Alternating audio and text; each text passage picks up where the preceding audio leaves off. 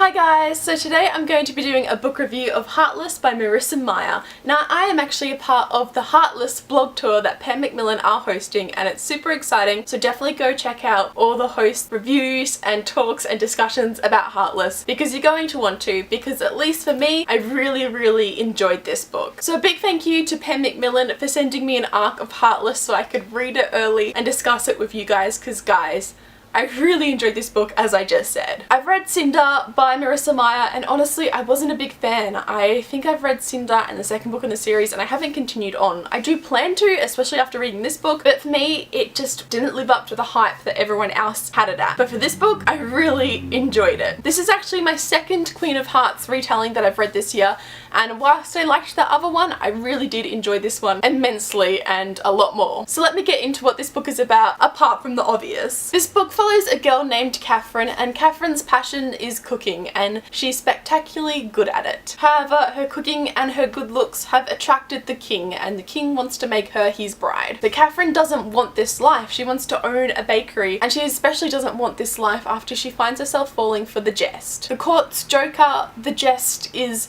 everything that Catherine wants and everything that Catherine never knew was possible. He's like a dream to her, literally. However, in a land thriving with magic and madness, monsters and fate that you just can't seem to escape, Catherine's life might not be as easy as she would hope. And it might be up to Catherine to save Wonderland before it is off with everybody's head. Heartless was spectacular. Never before have I felt so much for the Queen of Hearts. If you've watched Alice in Wonderland, you know that the Queen of Hearts is a despicable human and that you don't feel sorry for it once, but this book shows how she got there. And guys, the end of the book I was just hoping that something would happen, that something would change, and the ending left me bittersweet. This book doesn't have a happy ending. We all know how the Queen of Hearts turns out, but I was still hoping for something because I really felt for Catherine and these characters. However, the way this story is told, and oh, it's just so good, and it's dark a little too, especially the ending. I loved it so much. The first part, however, did take a little while for me to get into, just getting to know Wonderland, getting to know these new characters from a fresh eye, people like the Hatter, the Cheshire Cat, the White Rabbit, and at first I thought I wouldn't like this romance between the Jest and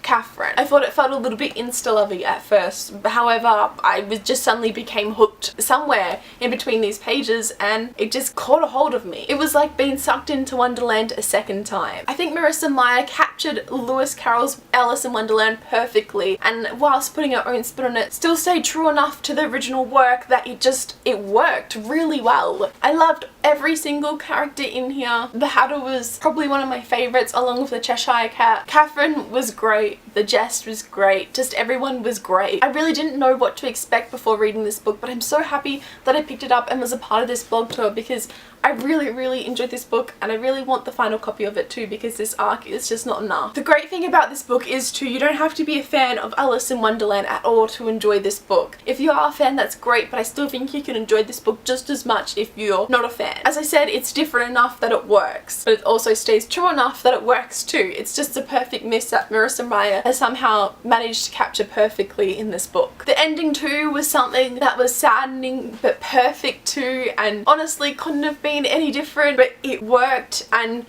as I said, it left me bittersweet. But at the same time, that ending made me love the book even more, strangely enough. Heartless was a book that I didn't know that I needed to read at the time, but I definitely did. I've been struggling a lot with reading lately, and Heartless just came at the right time. It reminded me of why I love reading so much. I'm rating this book a 4.5 out of 5 stars, and I highly recommend it if it all sounds interesting to you. Even if you weren't a big fan of Cinder like I wasn't, maybe this book will be for you because it certainly was for me. Definitely go check out other people's reviews and talks and discussions about Heartless on this blog tour. I know I definitely will be, because I really want to hear everyone else's thoughts on Heartless because, as I said, I really enjoyed it. It definitely blew me away and it was not what I was expecting. Comment down below if you have read Heartless and what you thought of it, and like this video if you liked it, subscribe if you'd like to see more book related videos from me, and I will see you next time. Okay, bye!